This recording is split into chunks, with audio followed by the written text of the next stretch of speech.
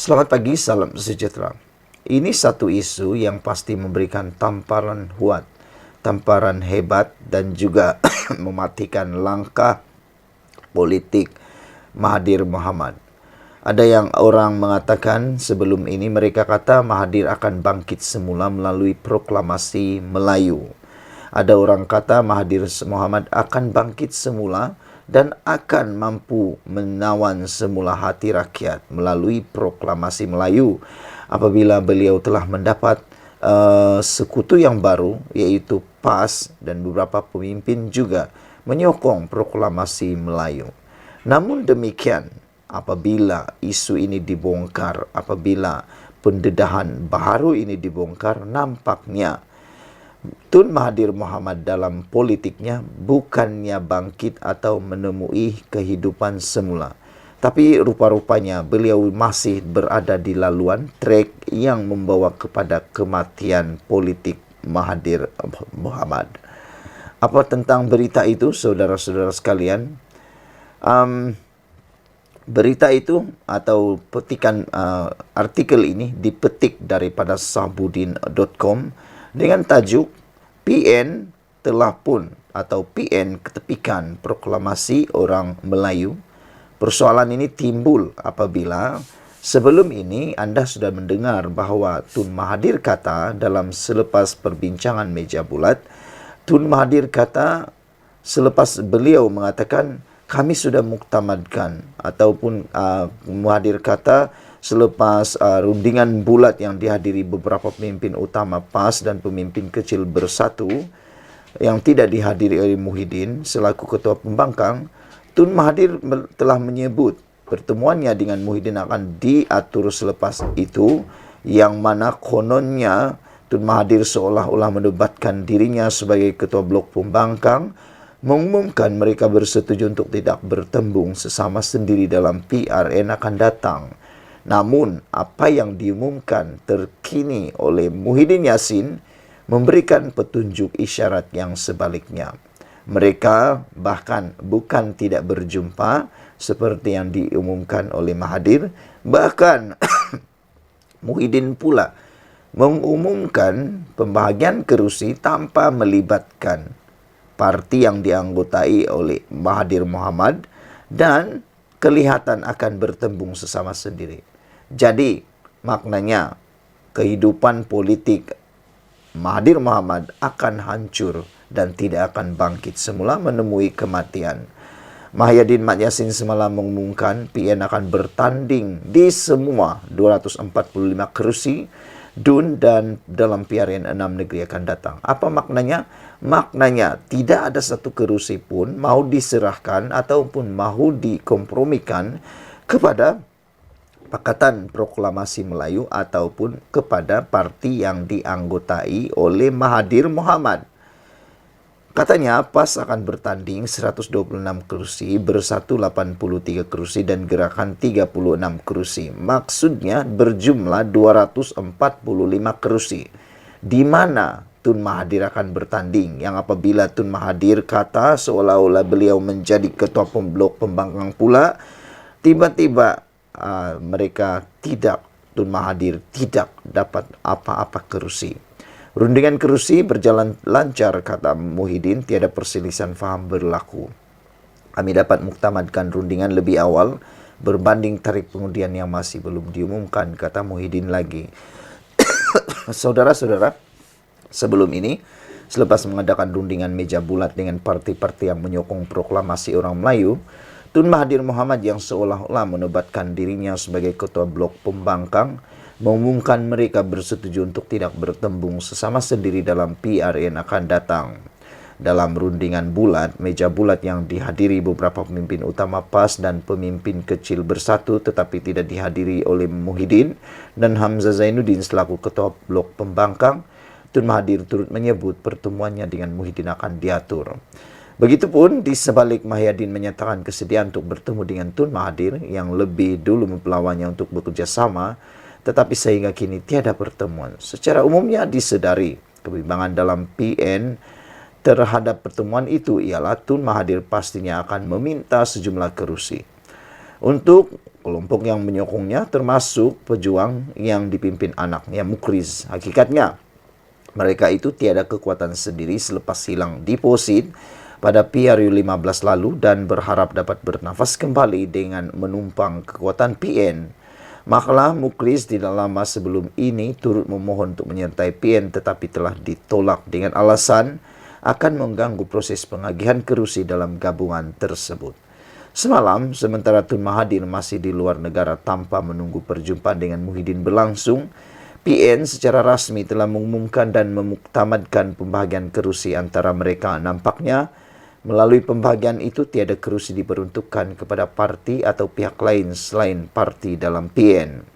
Sekaligus ini bermakna PN telah menepikan Tun Mahathir dalam proklamasi orang Melayu dan menghadapi PRN 6 negeri mendatang ini.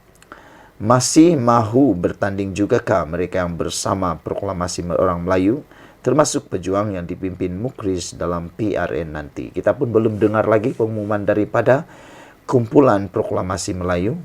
Sekian dulu untuk kali ini. Jangan lupa tinggalkan komen dan tekan butang subscribe. Kita jumpa lagi. Bye-bye. Selamat pagi, salam sejahtera.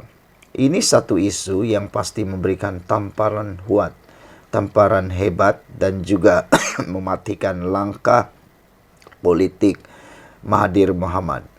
Ada yang orang mengatakan sebelum ini mereka kata Mahathir akan bangkit semula melalui proklamasi Melayu.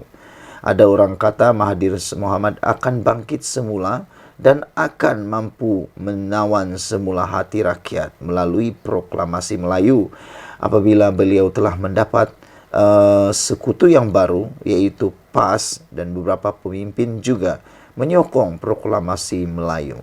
Namun demikian, apabila isu ini dibongkar, apabila pendedahan baru ini dibongkar, nampaknya Tun Mahathir Mohamad dalam politiknya bukannya bangkit atau menemui kehidupan semula, tapi rupa-rupanya beliau masih berada di laluan trek yang membawa kepada kematian politik Mahathir Mohamad.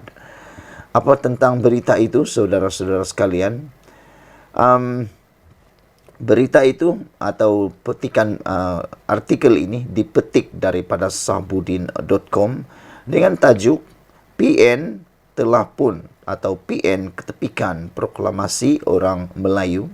Persoalan ini timbul apabila sebelum ini anda sudah mendengar bahawa Tun Mahathir kata dalam selepas perbincangan meja bulat, Tun Mahathir kata selepas beliau mengatakan kami sudah muktamadkan, ataupun Mahathir kata selepas rundingan bulat yang dihadiri beberapa pemimpin utama PAS dan pemimpin kecil bersatu yang tidak dihadiri oleh Muhyiddin selaku ketua pembangkang, Tun Mahathir telah menyebut pertemuannya dengan Muhyiddin akan diatur selepas itu, yang mana kononnya Tun Mahathir seolah-olah mendebatkan dirinya sebagai ketua blok pembangkang, mengumumkan mereka bersetuju untuk tidak bertembung sesama sendiri dalam PRN akan datang.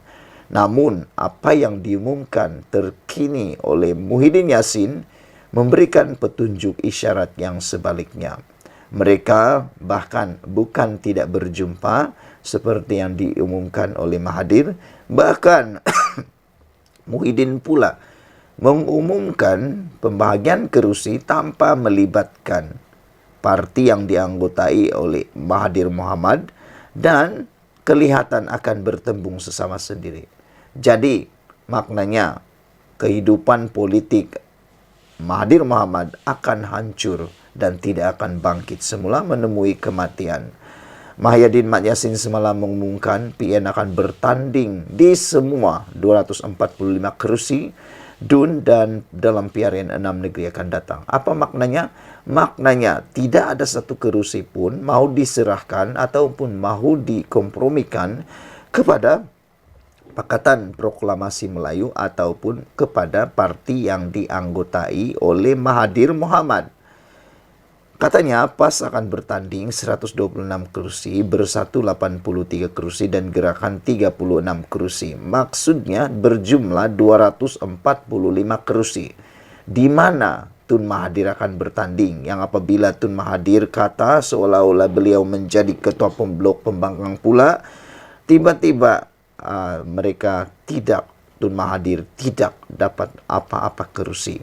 Rundingan kerusi berjalan lancar, kata Muhyiddin, tiada perselisihan faham berlaku. Kami dapat muktamadkan rundingan lebih awal berbanding tarikh pengundian yang masih belum diumumkan, kata Muhyiddin lagi.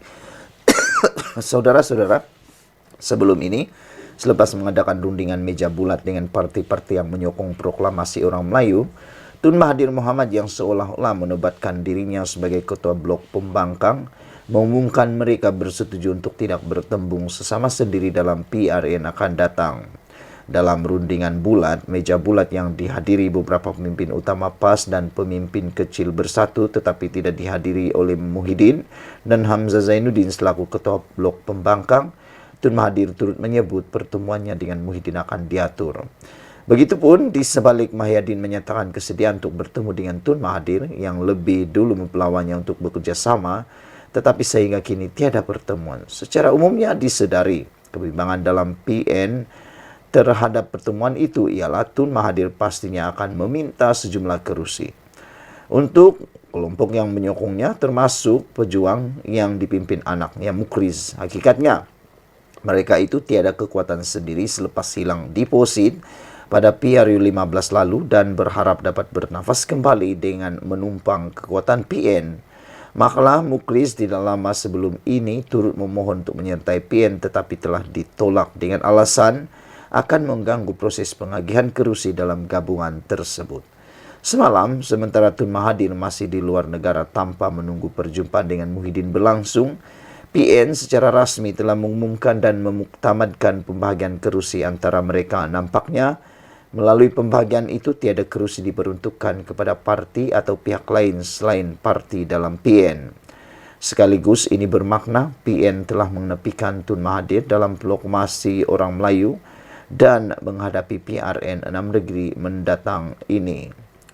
Masih mahu bertanding jugakah mereka yang bersama proklamasi orang Melayu, termasuk pejuang yang dipimpin Mukriz dalam PRN nanti? Kita pun belum dengar lagi pengumuman daripada kumpulan proklamasi Melayu.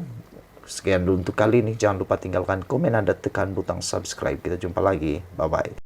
Selamat pagi, salam sejahtera. Menjelang PRN Pulau Pinang, mula timbul beberapa isu dan mula timbul perkara-perkara panas di Pulau Pinang. Sebelum kita teruskan isu dan ulasan kali ini, jangan lupa tinggalkan komen Anda dan tekan butang subscribe.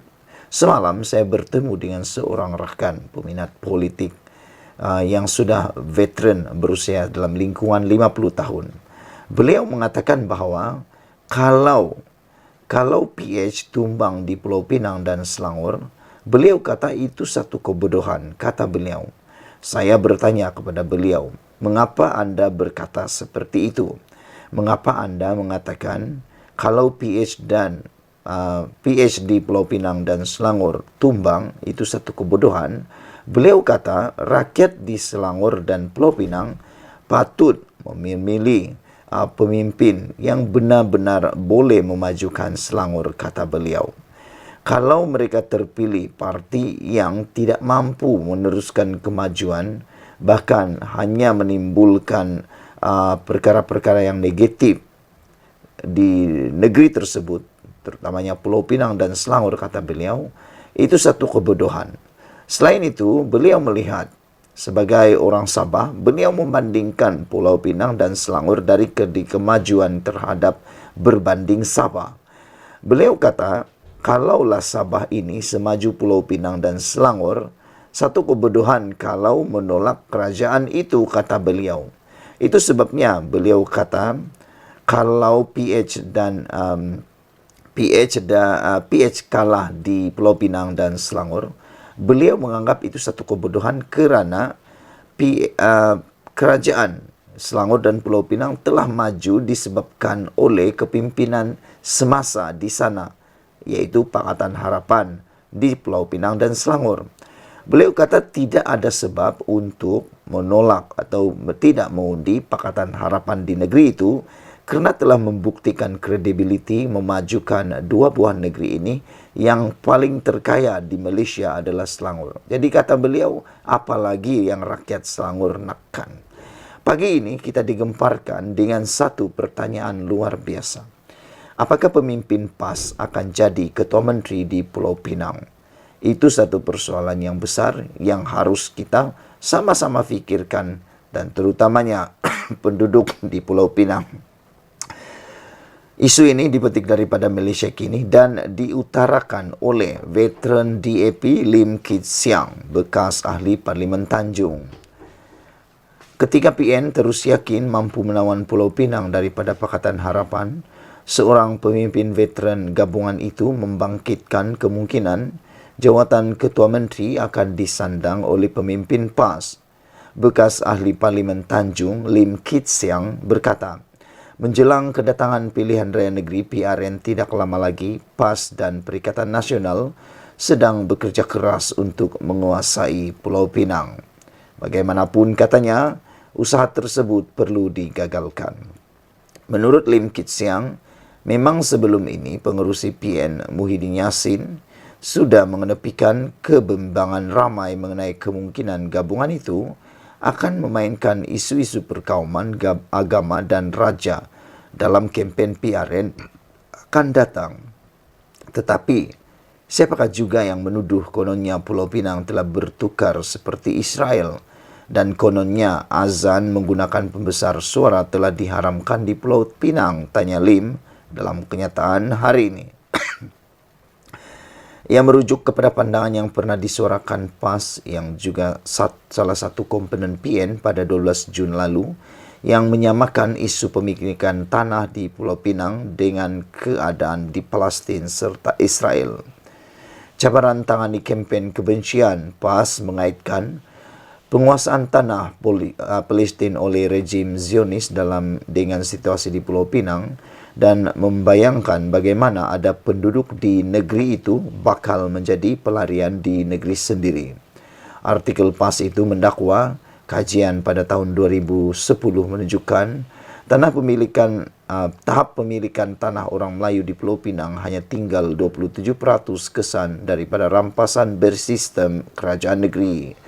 Untuk rekod, Pulau Pinang ditakbir oleh DAP serta parti lain dalam gabungan dalam Pakatan Rakyat pada tahun 2008 bersama DAP dalam gabungan itu, iaitu PKR dan PAS sendiri. Bagaimanapun, PAS meninggalkan gabungan berkenan pada 2015 untuk bergerak sendirian sebelum menyertai PN yang diasaskan oleh Bersatu. Turut menyertai gabungan itu ialah Gerakan. Sebelum ini, Lim turut melontarkan persoalan mengenai masa depan Pulau Pinang dengan mengaitkan isu perlambangan digunakan Presiden PAS Abdul Hadi Awang pada tahun 2020. Dalam kenyataan itu, Abdul Hadi menggunakan analogi urusan pentadbiran kerajaan dengan menggembala lembu, merujuk kepada pemimpin Melayu Muslim, atau khinzir merujuk kepada bangsa lain. Justru, Lim mempersoalkan jika PN berjaya menguasai Pulau Pinang, adakah Presiden Gerakan Dominic Lau akan dilantik menjadi Ketua Menteri yang baru? Dalam kenyataan hari ini, Lim berkata, baru-baru ini yang di-Pertuan Agong, Sultan Selangor, Sultan Kedah dan Sultan Terengganu semuanya menzahirkan hasrat mahu melihat PRN berlangsung dengan baik. Justru Lim yang turut pernah menjadi ahli Parlimen Iskandar Putri memuji langkah diambil Menteri Dalam Negeri Nasution Ismail Saifuddin Nasution Ismail kerana meminta polis menumpukan usaha mengekang sentimen kebencian yang menyentuh perkauman agama dan raja-raja. Dia turut menghargai pelantikan Razaruddin Hussein sebagai Ketua Polis Negara dan Ayub Khan sebagai Timbalan Ketua Polis Negara. Kepada dua pemimpin tertinggi polis yang baru ini, cabaran terbesar mereka buat masa ini ialah memastikan 6 PR yang akan datang ini berjalan tanpa dicemari penipuan, fitnah, berita palsu dan ucapan kebencian.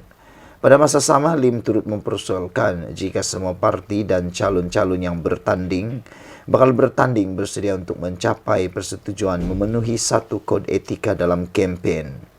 Ini bertujuan untuk menolak penipuan, fitnah, berita palsu dan ucapan kebencian dan bersetuju dengan satu mekanisme agar setiap penipuan, fitnah, berita palsu dan ucapan kebencian dapat dibongkar dan dikecam segera, kata beliau lagi. Saya setuju dengan apa yang dikatakan oleh Lim Guan Eng ini supaya semasa kempen semua perkara-perkara seperti penipuan, fitnah, berita palsu dan ucapan kebencian perlulah ditolak dan ditangani dengan segera, kerana tidaklah berbaloi untuk negara ini hancur gara-gara hanya karena pilihan raya. Tidaklah berbaloi negara ini hancur gara-gara hanya mau menang satu kerusi di tempat-tempat tertentu. Sekian dulu untuk kali ini. Jangan lupa tinggalkan komen Anda. Apa komen Anda tentang isu ini, yaitu adakah pemimpin PAS akan jadi Kota Menteri di Pulau Pinang? Dan juga adakah Anda juga setuju dengan gesaan Lim Kit Siang supaya isu 3R haruslah dielak dalam kempen dan PDRM perlu memainkan peranan yang lebih besar. Sekian dulu untuk kali ini. Jangan lupa tinggalkan komen Anda. Kita jumpa lagi. Bye-bye. Selamat pagi, salam sejahtera. Terima kasih kerana bersama dengan saya di Nazilin Unity Channel. Ini satu pendedahan yang luar biasa, yang tak pernah kita dengar, yang jarang-jarang kita dengar. Tapi hari ini dipaparkan di muka berita Anda. Hari ini, Khairuddin Aman Razali menyatakan, tiada dalil wajib sokong PAS dalam Quran. Wow, ini satu pendedahan yang wajib Anda dengar habis dan share kepada semua orang. Kerana seringkali menjelang PRN akan banyak timbul isu-isu berkaitan perkara seperti ini. Ada yang sehingga membabitkan surga dan neraka, ada juga yang sehingga membabitkan agama dan bangsa. Saudara-saudara sekalian, menurut Khairuddin, tiada dalil wajib untuk menyokong PAS dalam Quran. Bekas Setiausaha Dewan Ulama PAS, Khairuddin Aman Razali berkata, tindakan mewajibkan orang Islam menyokong parti berlabel Islam seperti PAS adalah haram. Wah, saya tidak pasti apa reaksi balas daripada PAS tentang dakwaan ataupun pendedahan ini, tetapi ianya pasti menarik sekiranya Anda share kepada grup WhatsApp Anda supaya semua orang dapat membuka fikiran, memikirkan kewajaran apa yang dikatakan oleh Khairuddin ini. Beliau kata tiada dalil wajib untuk menyokong PAS dalam Quran. Bekas Setiausaha Dewan Ulama PAS itu, yaitu Khairuddin Aman Razali berkata, tindakan mewajibkan orang Islam menyokong parti berlabel Islam seperti PAS adalah haram. Katanya, sebarang fatwa yang mewajibkan orang Islam berpolitik, menerusi PAS dan mengundi hanya parti itu dalam politik adalah fatwa songsang. Jelasnya, ijtihad politik kepartian sifatnya luas dan tidak terhenti pada satu organisasi sahaja. Adakah wajib bersama dan menyokong satu parti berlabel Islam seperti PAS, lalu menjadi haram bersama dengan parti orang lain? Jawapannya tidak. Tidak boleh mewujudkan atau mewajibkan sesuatu dalam Islam, melainkan dengan dalil Al-Quran dan Al-Hadis. Kerana wajib bererti tidak dapat, tidak mesti bersama dan menyokong, dan haram serta berdosa bersama yang lain. Tiada dalil Al-Quran maupun Al-Sunnah yang mewajib orang Islam bersama PAS dan mewajibkan sesuatu yang tidak wajib itu adalah perbuatan haram, kata beliau dalam satu hantaran di Facebook hari ini. Haram gelar Muslim musuh Allah. Dalam pada itu, Khairuddin turut mengingatkan pemimpin politik bahawa adalah haram menggelar musuh politik yang beragama Islam sebagai musuh Allah. Justru, Setiausaha Eksekutif Majlis Ulama UMNO itu mengingatkan mereka supaya berhati-hati daripada mengeluarkan kenyataan sedemikian rupa. Apakah hukum menggelar orang Islam lain yang berpolitik berbeza dengan platform PAS sebagai musuh Allah? Jawapannya ialah haram. Haram menggelar Muslim lain sebagai musuh Allah. Kerana Nabi bersabda, dan sesiapa yang memanggil seseorang lelaki dengan gelaran kafir Atau dia berkata, wahai musuh Allah, sedangkan dia tidak begitu melainkan kembali kepadanya. Maka saya menyeru ahli politik yang mendakwa memperjuangkan Islam agar jangan tergelincir lidah menyeru rakan muslim yang berbeza platform politik sebagai musuh Allah, kerana ia perbuatan yang haram dengan sepakat ulama Islam berdasarkan hadis sahih. Hadis di atas dimasukkan oleh Imam Nawawi dalam Riyadh Solihin pada bab haram menyebut kepada orang Islam, wahai kafir, katanya. Semalam Khairuddin meminta Ketua Pemuda PAS Ahmad Fadli Lesari supaya bertaubat kerana melabelkan UMNO sebagai kain buruk untuk lap kaki bagi DAP. Menurutnya, perbuatan menghina bukan merupakan akhlak seorang mukmin. Apatah lagi akhlak seseorang yang mengaku pejuang Islam. Saudara-saudara sekalian, perbuatan menghina dan melabelkan UMNO sebagai kain buruk untuk lap kaki bagi DAP adalah suatu perbuatan yang menurut Khairuddin perbuatan menghina yang bukan akhlak seorang mukmin, apatah lagi akhlak seorang yang mengaku pejuang Islam. Ikuti terus ulasan selepas ini. Selamat datang, salam sejahtera. Terima kasih karena bersama dengan saya di Nazlin Unity Channel. Saya sangat excited untuk berkongsi dengan Anda satu kejutan besar yang ditemui oleh SPRM. Hangat di seluruh Malaysia bercerita tentang penemuan SPRM yang luar biasa kali ini. Apabila dikatakan SPRM ketika menyerbu sebuah rumah yang dimiliki oleh bos besar, yang juga dikatakan bos ini, apabila mereka menyerbu, semua kawasan rumah ada duit. Dalam kabinet ada duit, dalam bonet kereta ada duit, dalam dapur ada duit, dalam pantry ada duit. Entahlah, saya rasa di mana-mana duit. Sehingga kan ketika serbuan dibuat menurut laporan ini, SPRM menemui RM44 juta wang tunai. Bayangkan saudara-saudara sekalian, wang tunai ini bukan disimpan di tempat yang rahsia. Tidak disimpan dalam peti besi, tidak disimpan di dalam almari, tapi ditemui berselerak di beberapa tempat. Dan duit ini, wang tunai ini yang lebih daripada 44 juta ini ditemui di pejabat dan rumah bekas Pengarah Jabatan Air Sabah, Awang Muhammad Tahir Muhammad Talib. Perkara ini telah dimaklumkan Ketua Pasukan Serbuan Nombor 8 Hishamuddin Muhammad Esa 49 tahun semasa pemeriksaan oleh Timbalan Pendakwa Raya DPP Mahdi Abdul Jumat. Saudara-saudara sekalian, apabila berita ini, laporan ini keluar, ramai netizen memberikan komen dan membuat juga konten berkaitan isu ini. Ada yang mengatakan bahwa rupa-rupanya yang membuatkan negeri Sabah ini ketinggalan ke belakang bukan kerana miskin, tetapi pemikiran yang miskin, tindakan yang miskin, sikap yang miskin, yaitu makan rasuah, kata mereka. Walaupun isu ini belum lagi diselesaikan di mahkamah, belum ada lagi kata putus di mahkamah, tetapi perbuatan-perbuatan yang membuat wang seperti ini berselerak, yang sepatutnya menjadi keutamaan ialah membantu rakyat, digunakan begitu saja, merugikan rakyat. Ada yang menulis, netizen menulis, mereka kata, patutlah Sabah tidak cukup-cukup air. Mereka kata sudah lebih 50 tahun Malaysia merdeka, Sabah menyertai Malaysia, tetapi air masih tak cukup-cukup.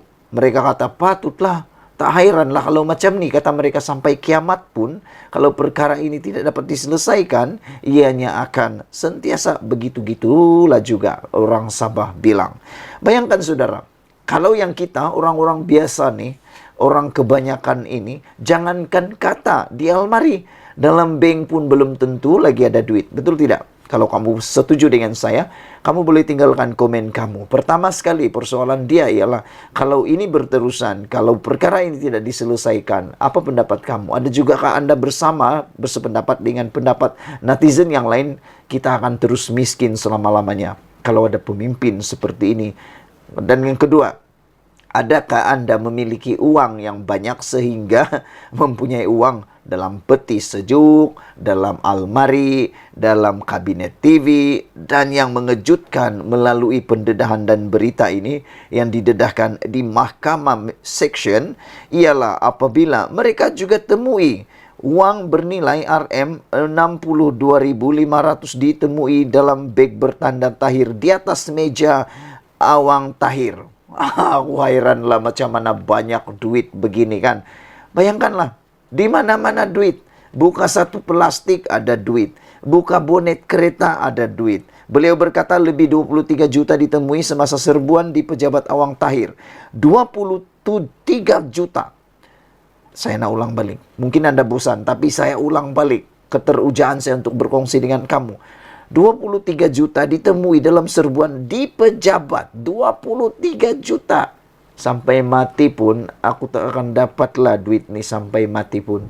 Kan, tapi orang ini simpan dalam pejabat 23 juta.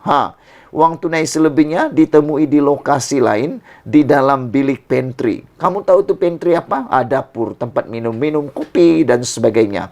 Di sofa dengan 3 tempat duduk. Nah, di sofa 3 tempat duduk pun ada itu duit. Di kabinet TV serta kabinet kayu pun ada. Sambil menambah, bilik pantry itu berada di belakang meja Awang Tahir. Gila punya banyak. Coba kamu tengok gambar-gambar yang saya post ini. Inilah keadaan duit dia. Disusun macam piring. Beliau turut memberi keterangan bahwa setiap bungkusan wang antara 50.000 hingga 100.000 yang mempunyai akses. Hanya Awang Tahir yang punya akses ke bilik pantry di pejabatnya itu. Bilik pantry itu adalah bilik dengan papan tanda go away di pintunya, di mana timbunan wang tunai ditemui dan dirampas SPRM.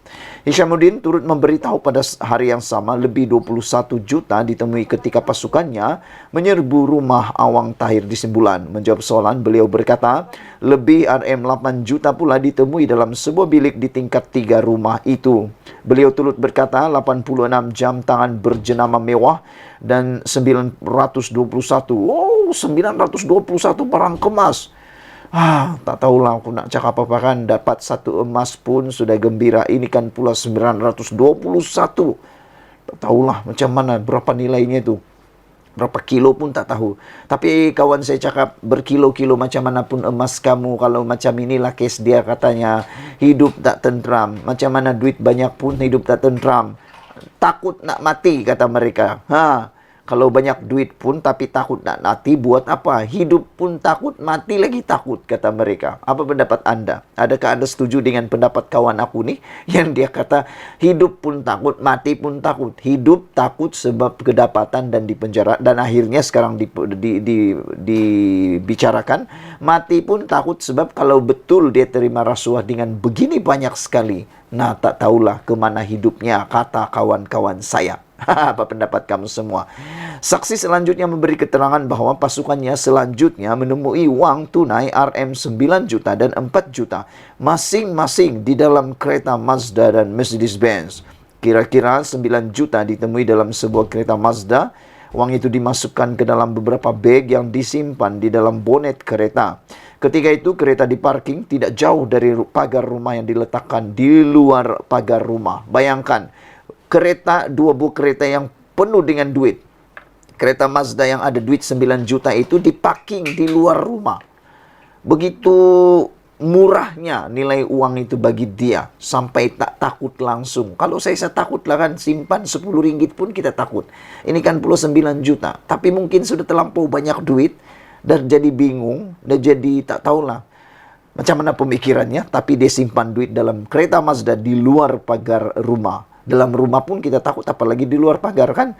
Sebanyak 4 juta lagi ditemui dalam sebuah kereta Mercedes-Benz. Uang itu dimasukkan ke dalam beg dan dimasukkan ke dalam bonet kereta katanya. Sila sebarkan video ini supaya semua orang teruja. Kita berjumpa lagi pada masa akan datang. Malaysia kita punya, kita jaga sama-sama, cintai Malaysiaku. Bye-bye.